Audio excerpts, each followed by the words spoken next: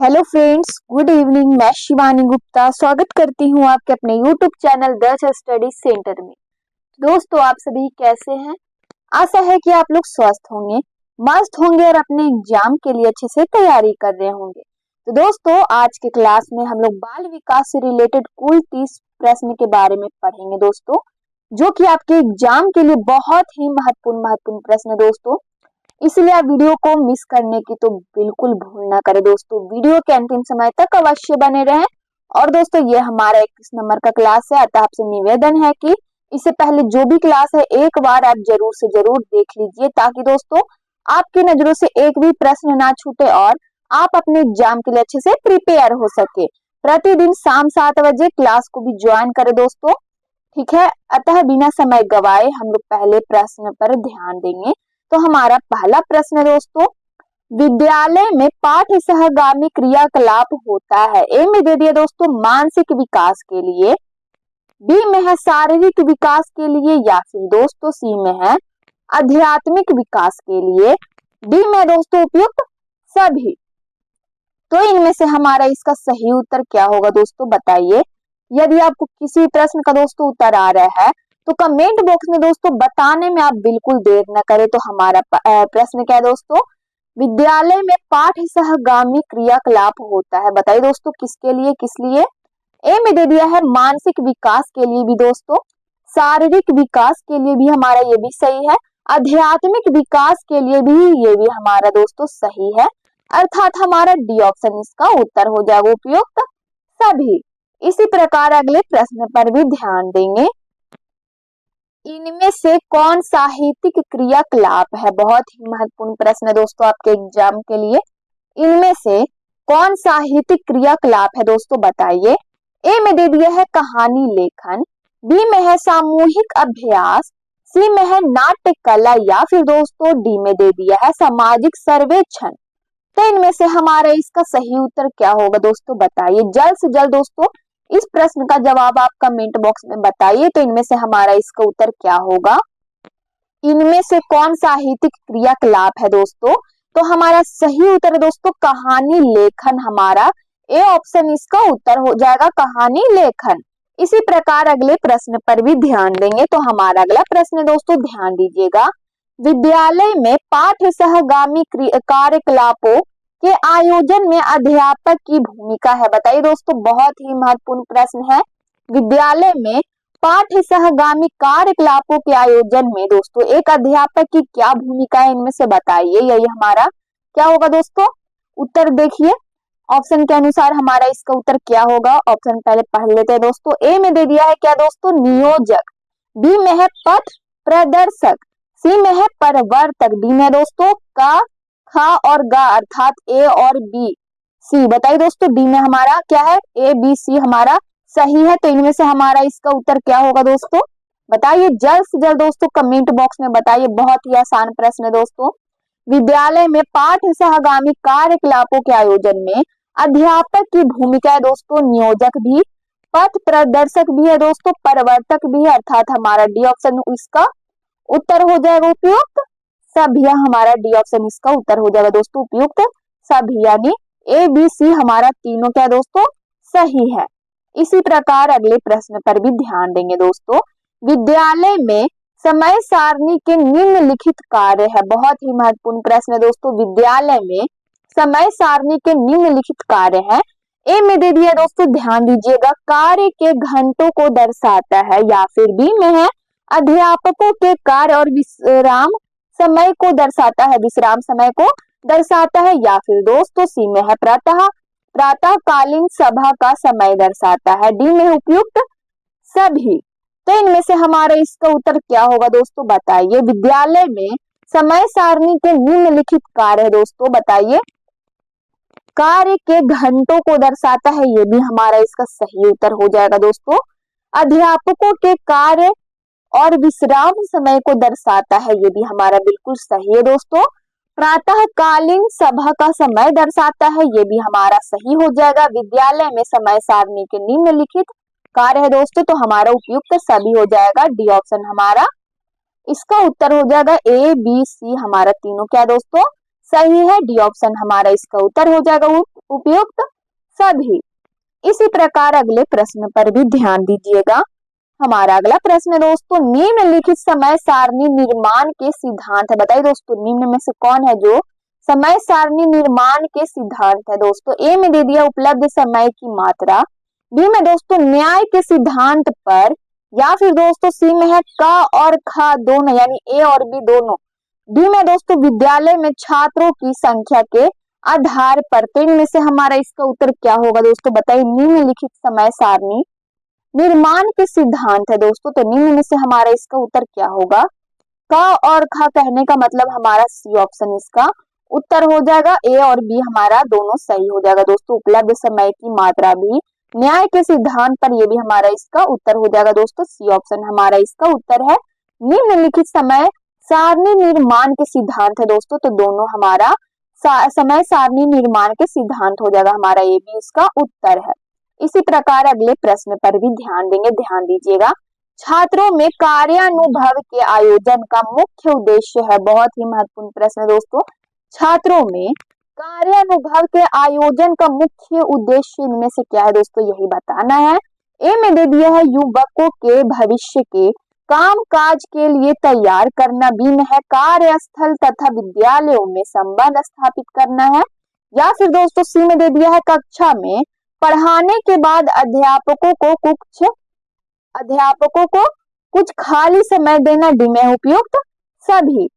तो इनमें से हमारा इसका सही उत्तर क्या होगा दोस्तों, बताइए। छात्रों में कार्यानुभव के आयोजन का मुख्य उद्देश्य निम्न में से क्या है दोस्तों, तो हमारा ए बी सी हमारा तीनों इसका सही उत्तर हो जाएगा दोस्तों, अर्थात हमारा डी ऑप्शन इसका उत्तर हो जाएगा। छात्रों में कार्यानुभव के आयोजन का मुख्य उद्देश्य क्या है दोस्तों, तो हमारा इनमें से सभी हो जाएगा उपयुक्त सभी, डी ऑप्शन हमारा इसका उत्तर हो जाएगा।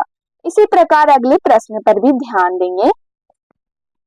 एक शिक्षक किसी समिति के प्रमुख को अध्यक्ष के स्थान पर अध्यक्ष कहता है। यह इंगित करता है कि शिक्षक भाषा पर अच्छा अधिकार है शिक्षक का, या फिर दोस्तों बी में दे दिया है शिक्षक का लिंग मुक्त भाषा का उपयोग करना है, या फिर दोस्तों सी में है लिंग पूर्वाग्रह है, डी में दोस्तों स्वीकार्य शब्दों का पालन न करना। तो इनमें से हमारा इसका उत्तर क्या होगा दोस्तों, बताइए। यह हमारा प्रश्न क्या दोस्तों, एक शिक्षक किसी समिति के प्रमुख को अध्यक्ष के स्थान पर अध्यक्ष कहता है। यह इंगित करता है कि शिक्षक, दोस्तों बताइए जल्द से जल्द क्या होगा इनमें से। यह इंगित करता है कि शिक्षक भाषा लिंग मुक्त भाषा का उपयोग कर रहा है दोस्तों, हमारा बी ऑप्शन इसका उत्तर हो जाएगा। लिंग मुक्त भाषा का उपयोग करना, बी ऑप्शन हमारा इसका उत्तर हो जाएगा। इसी प्रकार अगले प्रश्न पर भी ध्यान देंगे। अभिभावक शिक्षक संघ का मुख्य उद्देश्य है। बताइए दोस्तों क्या है हमारा प्रश्न, ध्यान दीजिएगा। अभिभावक शिक्षक संघ का मुख्य उद्देश्य इनमें से क्या है दोस्तों, यही बताना है। तो हमारा ए में दे दिया है दोस्तों, ऑप्शन देखिएगा, विद्यालय के कार्यों में सुधार हेतु माता पिता की सहभागिता, यही उद्देश्य है दोस्तों, या फिर बी में दे दिया है शिक्षकों की समस्याओं के संबंध में समझ विकसित करना, सी में दोस्तों छात्रों को नियंत्रण में रखना, या फिर डी में है माता पिता की भागीदारी के विभिन्न पहलुओं को प्रोत्साहित करना। तो बताइए इनमें से हमारा इसका उत्तर क्या होगा दोस्तों, बताइए।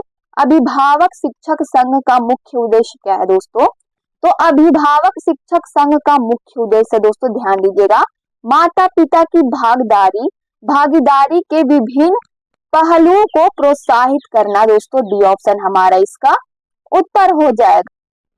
इसी प्रकार अगले प्रश्न पर भी ध्यान देंगे दोस्तों। तो हमारा अगला प्रश्न है, शिक्षण अधिगम सामग्री उपयोगी है क्योंकि यह शिक्षकों को काम करने में मदद करती है, या फिर दोस्तों बी में दे दिया है छात्रों में एकाग्रता बनाने में मदद करती है, सी में है सभी समवर्गों को सक्रिय करती है, या फिर दोस्तों डी में है शिक्षण को उद्देश्य पूर्ण बनाती है। तो बताइए इनमें से हमारा इसका उत्तर क्या होगा दोस्तों, बताइए। शिक्षण अधिगम सामग्री उपयोगी है क्योंकि यह सभी समवर्गों को सक्रिय करती है दोस्तों, सभी समवर्गों को सक्रिय करती है, सी ऑप्शन हमारा इसका उत्तर हो जाएगा। इसी प्रकार अगले प्रश्न पर भी ध्यान दीजिएगा। शिक्षा का वर्ग कक्षा में व्यवहार प्रभावी होना चाहिए क्योंकि दोस्तों छात्र में एकाग्रता होगा इसलिए, या फिर दोस्तों शिक्षकों का वर्ग कक्ष में व्यवहार प्रभावी होना चाहिए क्योंकि यह छात्र एक उदाहरण स्थापित करेंगे इसलिए, या फिर दोस्तों बी में सी में दे दिया है छात्र इसे पसंद करेंगे इसलिए, डी में है सीखने के लिए माहौल उपयोगी बनेगा। तो इनमें से हमारा इसका उत्तर क्या होगा दोस्तों बताइए। शिक्षकों का वर्ग कक्ष में व्यवहार प्रभावी होना चाहिए क्योंकि दोस्तों सीखने के लिए माहौल उपयोगी बनेगा। दोस्तों बी ऑप्शन हमारा इसका उत्तर हो जाएगा। इसी प्रकार अगले प्रश्न पर भी ध्यान देंगे। शिक्षण और प्रभावी बन सकता है अगर शिक्षक, बताइए दोस्तों क्या होगा अगर शिक्षक अपने विषय का ज्ञानी हो इसलिए, या फिर दोस्तों या फिर अपने उद्देश्य को अर्थपूर्ण बनाए, या फिर दोस्तों सी में दे दिया है अपने उद्देश्यों को प्रारंभ में ही घोषित कर दे। डी में है दोस्तों विभिन्न प्रकार की शैक्षिक सामग्री का उपयोग करके। तो बताइए इनमें से हमारा इसका उत्तर क्या होगा दोस्तों। शिक्षण और प्रभावी बन सकता है अगर शिक्षक, दोस्तों बताइए कैसे शिक्षक प्रभावी बन सकता है। यदि आप किसी भी प्रकार के शिक्षक बनना चाहते हैं दोस्तों तो यह प्रश्न का कोशिश कीजिए कि आप जवाब बताएं दोस्तों कमेंट बॉक्स में। तो बताइए इस प्रश्न का उत्तर क्या होगा दोस्तों। गलत होने से घबराना नहीं है दोस्तों, बस आप हर प्रश्न का उत्तर देने की कोशिश कीजिए। तो हमारा प्रश्न क्या है दोस्तों, शिक्षण और प्रभावी बन सकता है अगर शिक्षक, बताइए दोस्तों क्या होगा अगर शिक्षक विभिन्न प्रकार की शैक्षिक सामग्री का उपयोग करे तब एक शिक्षक प्रभावी बन सकता है। ठीक है दोस्तों, तो हमारा डी ऑप्शन इसका उत्तर हो जाएगा। इसी प्रकार अगले प्रश्न पर भी ध्यान देंगे। एक विद्यालय पाठचर्या की सर्वोत्तम परिभाषा है, बताइए दोस्तों एक विद्यालय पाठचर्या की सर्वोत्तम परिभाषा निम्न में से क्या होगा। ए में दे दिया है बच्चों का प्रदान किया जाने वाला समग्र ज्ञान, या फिर दोस्तों बी में है विद्यालय के संरक्षण में विद्यार्थियों की व्यवस्थित अनुभूतियों का योग, या फिर दोस्तों सी में है पाठ्यक्रमों की पूर्ण सूची, या फिर दोस्तों डी में क्या दे दिया है बच्चों के क्रियाकलापों को बढ़ाने के लिए उपयोग में लाई जाने वाली समग्र सामग्री। तो इनमें से हमारा इसका उत्तर क्या होगा दोस्तों बताइए। एक विद्यालय पाठचर्या की सर्वोत्तम परिभाषा निम्न में से क्या है दोस्तों। तो इनमें से हमारा इसका सही उत्तर है एक विद्यालय पाठचर्या की सर्वोत्तम परिभाषा है विद्यालय के संरक्षण में विद्यार्थियों की व्यवस्थित अनुभूतियों का योग। दोस्तों बी ऑप्शन हमारा इसका उत्तर हो जाएगा। इसी तरह अगले प्रश्न पर भी ध्यान देंगे। छात्रों में नेतृत्व के गुण का विकास किया जा सकता है, बताइए दोस्तों छात्रों में नेतृत्व के गुण का विकास कैसे किया जा सकता है दोस्तों। ए में दे दिया है उन्हें प्रोत्साहित करके, बी में दोस्तों उन्हें यह कहकर कि दूसरे छात्रों को दंडित करे, सी में दोस्तों उन्हें उपदेश देकर, डी में है उन्हें उनकी जिम्मेदारियों का बोध कराकर। तो इनमें से हमारा इसका सही उत्तर क्या होगा दोस्तों बताइए। छात्रों में नेतृत्व के गुण का विकास किया जा सकता है दोस्तों उन्हें प्रोत्साहित करके। ए ऑप्शन हमारा इसका उत्तर हो जाएगा दोस्तों उन्हें प्रोत्साहित करके। अगले प्रश्न पर इसी तरह ध्यान दें। तो हमारा अगला प्रश्न है तो आप कक्षा में लोकतंत्र का अभ्यास कैसे करेंगे, बताइए दोस्तों। ए में दे दिया है विद्यार्थियों को अवसर की समानता प्रदान करना, या फिर बी में दोस्तों विद्यार्थियों को शैक्षिक विकल्पों में स्वतंत्रता देना, सी में है वंचित समूहों के लिए विशेष कार्यक्रम प्रदान करना। दोस्तों सी में क्या है हमारा वंचित समूहों के लिए विशेष कार्यक्रम प्रदान करना, डी में उपयुक्त सभी। तो इनमें से हमारा इसका उत्तर क्या होगा दोस्तों बताइए। आप कक्षा में लोकतंत्र का अभ्यास कैसे करेंगे दोस्तों। तो इनमें से हमारा इसका सही उत्तर है दोस्तों विद्यार्थियों को अवसर की समानता प्रदान करके भी, विद्यार्थियों को शैक्षिक विकल्पों में स्वतंत्रता देना भी, सी में दोस्तों वंचित समूहों के लिए विशेष कार्यक्रम प्रदान करके भी दोस्तों, अर्थात डी ऑप्शन इसका उत्तर हो जाएगा दोस्तों। आप कक्षा में लोकतंत्र का अभ्यास कैसे करेंगे दोस्तों, तो उपयुक्त सभी, ए बी सी हमारा इसका उत्तर हो जाएगा। अगले प्रश्न पर इसी तरह ध्यान देंगे। छात्र किस विधि से ज्यादा हद तक जल्दी सीखते हैं दोस्तों, बहुत ही महत्वपूर्ण प्रश्न दोस्तों। एक टीचर के लिए ये बहुत ही महत्वपूर्ण प्रश्न है। बताइए, आप दे सकते दोस्तों इस प्रश्न का जवाब। तो बताइए जल्द से जल्द दोस्तों कमेंट बॉक्स में। गलत होने से घबराना नहीं है। छात्र किस विधि से ज्यादा हद तक जल्दी सीखते हैं दोस्तों? तो बताइए, सुनकर, पढ़कर, देखकर या फिर दोस्तों स्वयं करके यानी खुद करके। तो इनमें से हमारा इसका उत्तर क्या होगा दोस्तों? बताइए जल्द से जल्द दोस्तों इस प्रश्न का उत्तर आप बताइए कमेंट बॉक्स में क्या होगा। छात्र किस विधि से ज्यादा हद तक जल्दी सीखते हैं दोस्तों? तो स्वयं करके दोस्तों, किसी भी कार्य को स्वयं खुद करके देखते हैं तब वो जल्दी से जल्द सीखते हैं दोस्तों। तो हमारा डी ऑप्शन इसका उत्तर हो जाएगा, स्वयं करके। अगले प्रश्न पर इसी तरह ध्यान देंगे। हमारा अगला प्रश्न है, बच्चे का पहला शिक्षक कौन है? बताइए दोस्तों। बहुत ही बार दोस्तों ये इस प्रश्न का हम जवाब बता चुके हैं पहले वाले क्लास में। तो बताइए इनमें से हमारा इसका उत्तर क्या होगा? ए में दे दिया है वातावरण, बी में है शिक्षक, सी में दोस्तों माता पिता, डी में है उसका अपना मस्तिष्क। तो बताइए इनमें से हमारा इसका उत्तर क्या होगा दोस्तों? इस प्रश्न का जवाब वही व्यक्ति बता सकते हैं दोस्तों जो डेली क्लास को ज्वाइन करते हैं। तो बताइए इनमें से हमारा इसका उत्तर क्या होगा दोस्तों? बच्चे का पहला शिक्षक कौन है? माता पिता हमारा इसका उत्तर हो जाएगा दोस्तों। सी ऑप्शन हमारा इसका उत्तर हो जाएगा। तो माता पिता हमारा इसका उत्तर हो जाएगा दोस्तों। बहुत ही आसान प्रश्न था, तो हमारा सी ऑप्शन दोस्तों इसका उत्तर हो जाएगा।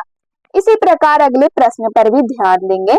विद्यालय में शिक्षा में गुणवत्ता का मापन किया जा सकता है। बताइए दोस्तों कैसे? छात्रों की उपलब्धि से, या फिर दोस्तों बी में है शिक्षक एवं प्रधान शिक्षक की उपलब्धता से, या फिर दोस्तों सी में है भौतिक सुविधाओं की उपलब्धता से, या फिर दोस्तों डी में है उपयुक्त सभी से। तो इनमें से हमारा इसका सही उत्तर क्या होगा दोस्तों? बताइए विद्यालय में शिक्षा में गुणवत्ता का मापन किया जा सकता है दोस्तों कैसे? तो हमारा सही उत्तर क्या होगा इनमें से? बताइए दोस्तों, छात्रों की उपलब्धि से भी दोस्तों, शिक्षक एवं प्रधान शिक्षक की उपलब्धि से भी, भौतिक सुविधाओं की उपलब्धि से भी दोस्तों, अर्थात हमारा डी ऑप्शन इसका उत्तर हो जाएगा उपयुक्त सभी से। अगले प्रश्न पर इसी तरह ध्यान देंगे। वर्ग कक्ष में शिक्षक की महत्वपूर्ण भूमिका होती है। बहुत ही महत्वपूर्ण प्रश्न है दोस्तों। वर्ग कक्ष में एक शिक्षक की महत्वपूर्ण भूमिका क्या होती है दोस्तों? ए में दे दिया है सूचनाएं उपलब्ध कराना, बी में है छात्रों को प्रोत्साहित करना, सी में है छात्रों में सीखने की दक्षता, या फिर दोस्तों डी में है उनको लिखित उत्तर देने के लिए तैयार करना। तो इनमें से हमारा इसका सही उत्तर क्या होगा दोस्तों? बताइए वर्ग कक्ष में शिक्षक की महत्वपूर्ण भूमिका होती है दोस्तों छात्रों को प्रोत्साहित करना भी, छात्रों में सीखने की दक्षता भी दोस्तों, अर्थात हमारा बी और सी इसका उत्तर हो जाएगा। डी ऑप्शन हमारा इसका उत्तर है दोस्तों। बी और सी हमारा इसका उत्तर है। डी ऑप्शन हमारा इसका उत्तर हो जाएगा। वर्ग कक्ष में शिक्षक की महत्वपूर्ण भूमिका होती है दोस्तों। बी और सी इसका उत्तर हो जाएगा। डी ऑप्शन हमारा इसका उत्तर है। इसी प्रकार अगले प्रश्न पर भी ध्यान देंगे। वर्ग शिक्षण का मुख्य उद्देश्य है। बताइए दोस्तों वर्ग शिक्षण का मुख्य उद्देश्य इनमें से क्या है? ए में दे दिया है प्रश्न करने हेतु मस्तिष्क का विकास करना, बी में है छात्रों के व्यक्तित्व का विकास करना, या फिर सी में है उनको सूचनाएं देना, डी में उपयुक्त में से कोई नहीं। तो इनमें से हमारा इसका सही उत्तर क्या होगा दोस्तों? बताइए जल्द से जल्द इस प्रश्न का जवाब आप बताइए दोस्तों। वर्ग शिक्षण का मुख्य उद्देश्य निम्न में से क्या है? तो प्रश्न करने हेतु मस्तिष्क का विकास करना दोस्तों। ये ऑप्शन हमारा इसका उत्तर हो जाएगा। वर्ग शिक्षण का मुख्य उद्देश्य दोस्तों प्रश्न करने हेतु मस्तिष्क का विकास करना, हमारा ये ऑप्शन दोस्तों इसका उत्तर हो जाएगा। अगले प्रश्न पर इसी तरह ध्यान देंगे दोस्तों। तो हमारा अगला प्रश्न है, अच्छे शिक्षण में सहायक होती है यदि इसे निम्न भाषा में दिया जाए। यदि इसे निम्न भाषा में दिया जाए दोस्तों, बताइए किस भाषा में दिया जाए? ए में दे दिया है अंग्रेजी, बी में है हिंदी, सी में है मातृभाषा, डी में दोस्तों उपयुक्त सभी। तो इनमें से हमारा इसका उत्तर क्या होगा दोस्तों? बताइए अच्छे शिक्षण में सहायक होती है यदि इसे निम्न भाषा में दिया जाए दोस्तों। तो इनमें से हमारा इसका उत्तर क्या होगा? किस भाषा में दिया जाए दोस्तों? अच्छे शिक्षण में सहायक होती है यदि इसे मातृभाषा में दिया जाए दोस्तों, हमारा सी ऑप्शन इसका उत्तर हो जाएगा। अगले प्रश्न पर इसी तरह ध्यान देंगे। शैक्षिक सामग्री का चयन किसे करना चाहिए दोस्तों? बताइए शैक्षिक सामग्री का चयन निम्न में से किसे किसे करना चाहिए बताइए। ए में दे दिया है अध्यापक को, बी में है प्राचार्य या प्रधानाध्यापक को, सी में है विशेषज्ञों की समिति को, डी में है विभागाध्यक्ष को। तो इनमें से हमारा इसका सही उत्तर क्या होगा दोस्तों बताइए। शैक्षिक सामग्री का चयन किसे करना चाहिए दोस्तों, तो हमारा निम्न में से सही उत्तर हो जाएगा दोस्तों शैक्षिक सामग्री का चयन विशेषज्ञों की समिति को करना चाहिए दोस्तों। सी ऑप्शन हमारा इसका उत्तर हो जाएगा। अगले प्रश्न पर ध्यान देंगे, विद्यालय अधिगम प्रक्रिया का मुख्य ध्येय क्या होना चाहिए बताइए दोस्तों।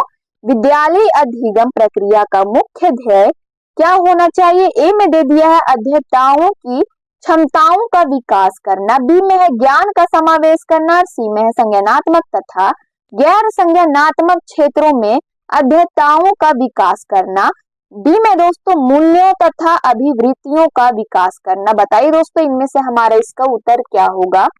विद्यालय अधिगम प्रक्रिया का मुख्य ध्येय क्या होना चाहिए दोस्तों निम्न में से, तो हमारा इनमें से सही उत्तर है दोस्तों सी ऑप्शन संज्ञानात्मक तथा गैर संज्ञानात्मक क्षेत्रों में अध्येताओं का विकास करना दोस्तों, यही ध्येय होना चाहिए विद्यालय अधिगम प्रक्रिया का। तो हमारा सी ऑप्शन इसका उत्तर हो जाएगा। अगले प्रश्न पर इसी तरह ध्यान देंगे, समाज के एजेंट के रूप में विद्यालय का मुख्य कार्य क्या होना चाहिए बताइए दोस्तों। समाज के एजेंट के रूप में विद्यालय का मुख्य कार्य क्या होना चाहिए। ए में दे दिया है सामाजिक मानकों को कायम रखना, बी में है बच्चों को सामाजिक जीवन के लिए तैयार करना, सी में है दोस्तों विद्यार्थियों में उनके पर्यावरण के प्रति बोध प्रदान करना, डी में है विद्यार्थियों में व्यावसायिक योग्यता का विकास करना। तो इनमें से हमारा इसका सही उत्तर क्या होगा दोस्तों बताइए जल्द से जल्द दोस्तों अपने कमेंट बॉक्स में। तो इनमें से हमारा इसका उत्तर हो जाएगा दोस्तों समाज के एजेंट के रूप में विद्यालय का मुख्य कार्य विद्यार्थियों में उनके पर्यावरण के प्रति बोध प्रदान करना होना चाहिए दोस्तों, हमारा सी ऑप्शन इसका उत्तर हो जाएगा। अगले प्रश्न पर इसी तरह ध्यान देंगे दोस्तों, ध्यान दीजिएगा प्रश्न की ओर। कक्षा का फर्नीचर चल यानी मूवेबल होना चाहिए दोस्तों, क्योंकि बताइए इसका रख रखाव करना सुगम होगा इसलिए, या फिर दोस्तों बी में दे दिया है इससे अनुशासन कायम रखने में सहायता मिलती है इसलिए, या फिर दोस्तों सी में दे दिया है यह विभिन्न शैक्षणिक आवश्यकताओं के लिए उपयुक्त तो होता है, डी में इस पर खर्चा कम आता है। तो इनमें से हमारा इसका सही उत्तर क्या होगा दोस्तों बताइए। कक्षा का फर्नीचर चल मूवेबल होना चाहिए दोस्तों, क्योंकि यह विभिन्न शैक्षणिक आवश्यकताओं के लिए उपयुक्त तो होता है। सी ऑप्शन हमारा इसका उत्तर हो जाएगा। अगले प्रश्न पर इसी तरह ध्यान देंगे, प्रभावी शिक्षण प्रक्रिया में सबसे महत्वपूर्ण कारक है बताइए दोस्तों। प्रभावी शिक्षण प्रक्रिया में सबसे महत्वपूर्ण कारक इनमें से क्या है। ए में दे दिया है शिक्षक का अनुशासन, बी में है शिक्षक द्वारा सामग्री का महारत, या फिर दोस्तों सी में है शिक्षक छात्र संवाद, या फिर डी में है पाठ्यक्रम को समय पर पूरा करना। तो इनमें से हमारा इसका सही उत्तर क्या होगा दोस्तों बताइए। प्रभावी शिक्षण प्रक्रिया में सबसे महत्वपूर्ण कारक निम्न में से क्या है, तो शिक्षक छात्र संवाद दोस्तों, हमारा सी ऑप्शन इसका उत्तर हो जाएगा शिक्षक छात्र संवाद। अगले प्रश्न पर ध्यान देंगे, ध्यान दीजिएगा, विद्यालयों में कार्यानुभव के आयोजन का मुख्य उद्देश्य क्या है दोस्तों। ए में दे दिया है युवकों को भविष्य के कामकाज के लिए तैयार करने में, या फिर दोस्तों बी में है कार्यस्थल तथा विद्यालयों में संबंध स्थापित करना है, यह मुख्य उद्देश्य है, या फिर दोस्तों सी में है कक्षा पढ़ाने के पश्चात अध्यापकों को कुछ खाली समय देना है, डी में दोस्तों संज्ञानात्मक विकास के साथ साथ अध्येताओं का समन्वित विकास करना है। तो बताइए दोस्तों इनमें से हमारा इसका उत्तर क्या होगा। विद्यालयों में कार्यानुभव के आयोजन का मुख्य उद्देश्य निम्न में से क्या है दोस्तों। तो इनमें से हमारा इसका सही उत्तर है दोस्तों संज्ञानात्मक विकास के साथ साथ अध्येताओं का समन्वित विकास करना भी दोस्तों, यही मुख्य उद्देश्य है विद्यालयों में कार्यानुभव के आयोजन का। क्या मुख्य उद्देश्य है दोस्तों, तो हमारा डी ऑप्शन इसका उत्तर हो जाएगा। संज्ञानात्मक विकास के साथ साथ अध्येताओं के समन्वित विकास करना भी हमारा डी ऑप्शन इसका उत्तर हो जाएगा। अगले प्रश्न पर इसी तरह ध्यान देंगे, सहयोग के मूल्य को बच्चों में विकसित करने के लिए सर्वोत्तम विधि क्या है दोस्तों? ए में दे दिया उस विषय पर एक व्याख्यान का आयोजन करना, बी में है सांस्कृतिक कार्यक्रम की व्यवस्था करना, या फिर दोस्तों सी में है एक कैंप लगाना, डी में है भूमिका अभिनय प्रतिरूपण। तो इनमें से हमारे इसका सही उत्तर क्या होगा दोस्तों, बताइए। सहयोग के मूल्य को बच्चों में विकसित करने के लिए दोस्तों सर्वोत्तम विधि निम्न में से क्या है दोस्तों? तो भूमिका अभिनय प्रतिरूपण का विधि दोस्तों हमारा डी ऑप्शन इसका उत्तर हो जाएगा। सहयोग के मूल्य को बच्चों में विकसित करने के लिए भूमिका अभिनय प्रतिरूपण विधि सर्वोत्तम है दोस्तों, हमारा डी ऑप्शन इसका उत्तर हो जाएगा। इसी प्रकार अगले प्रश्न पर भी ध्यान देंगे, तो ध्यान दीजिएगा दोस्तों। तो हमारा अगला प्रश्न क्या है? वाइगोटस्की के अनुसार जब एक वयस्क बच्चे के निष्पादन के वर्तमान स्तर को सहयोग द्वारा विस्तारित करता है तो इसे क्या कहते हैं? बताइए दोस्तों। वाइगोटस्की के अनुसार जब एक वयस्क दोस्तों बच्चे के निष्पादन के वर्तमान स्तर का सहयोग द्वारा विस्तारित करता है तो इसे क्या कहते हैं दोस्तों? बहुत ही महत्वपूर्ण प्रश्न है। तो इनमें से हमारे इसका सही उत्तर क्या होगा? ए में दे दिया है खोजपूर्ण अधिगम कहते हैं, या फिर दोस्तों बी में है समीपस्थ विकास का क्षेत्र कहते हैं, सी में दोस्तों पाड़ या ढांचा, डी में दोस्तों अंतः व्यक्ति निष्ठता कहते हैं। तो इनमें से हमारा इसका उत्तर क्या होगा दोस्तों, बताइए क्या कहते हैं? वाइगोटस्की के अनुसार जब एक वयस्क बच्चे के निष्पादन के वर्तमान स्तर को सहयोग द्वारा विस्तारित करता है दोस्तों तो इसे हम क्या कहते हैं? तो इसे अंतः व्यक्ति निष्ठता कहते हैं दोस्तों, डी ऑप्शन हमारा इसका उत्तर हो जाएगा। अगले प्रश्न पर इसी तरह ध्यान देंगे।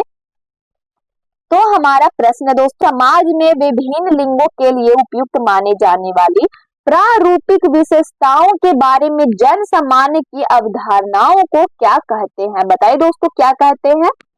ए में दे दिया है जेंडर विभेदीकरण, बी में है दोस्तों जेंडर भूमिकाएं, सी में है जेंडर पहचान, या फिर दोस्तों डी में दे दिया है जेंडर रूढ़िवादिताएं।